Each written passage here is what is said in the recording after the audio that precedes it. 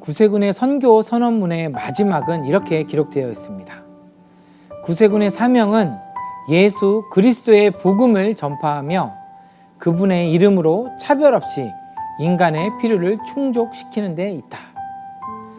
하나님께서 우리에게 허락하신 사역 가운데 하나가 바로 모든 자들을 동일하게 사랑하시는 하나님의 뜻대로 차별 없이 한 영혼 한 영혼을 향해 나아가는 것입니다. 우리가 지금 예수님을 믿고 살아가는 것은 하나님의 은혜이지만 분명 하나님의 계획하심 속에서 누군가가 나에게 복음을 전했기 때문이며 죄에 빠져 스스로 나올 수 없는 상황에서 삶의 소망을 모두 잃어버리고 살아가던 중 나의 손을 잡아 일으켜 주었기 때문에 지금의 우리가 있는 것입니다. 오늘 말씀을 함께 나누면서 예수님이 행하신 일을 통해 우리에게 허락하신 각자의 사역지에서 우리가 행해야 할 섬김의 사역이 무엇인지 깨닫고 온 나라와 열방을 품고 기도하는 자들이 되기를 주님의 이름으로 축원합니다.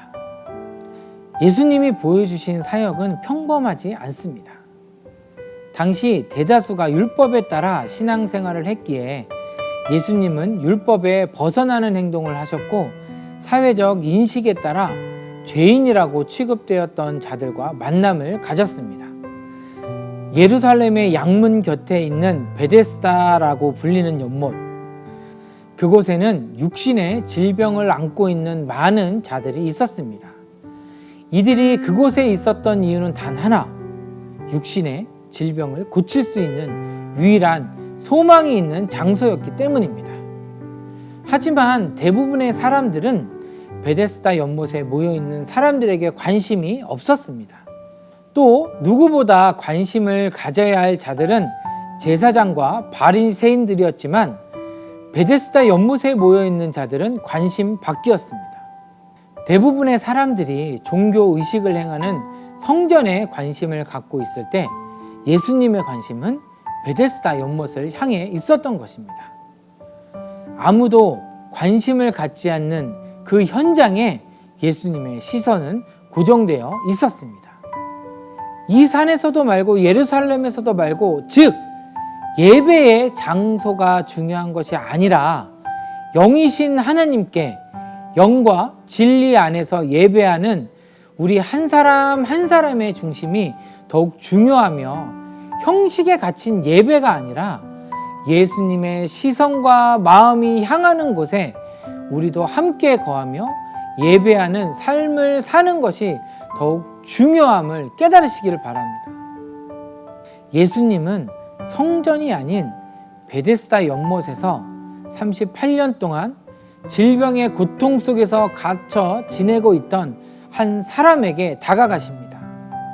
성전으로 가셨으면 절대 만나지 못했을 바로 그 한 사람을 만난 것입니다. 그리고 그 사람에게 가장 필요한 질문을 본문 6절에서 하십니다. 내가 낫고자 하느냐? 당장 배고파 죽어가는 자에게 가장 필요한 것이 음식이듯 38년 동안 누워있던 자에게 가장 필요한 것은 일어나 자리를 들고 걷는 것이었습니다. 우리가 행해야 하는 사역이 바로 이런 것입니다.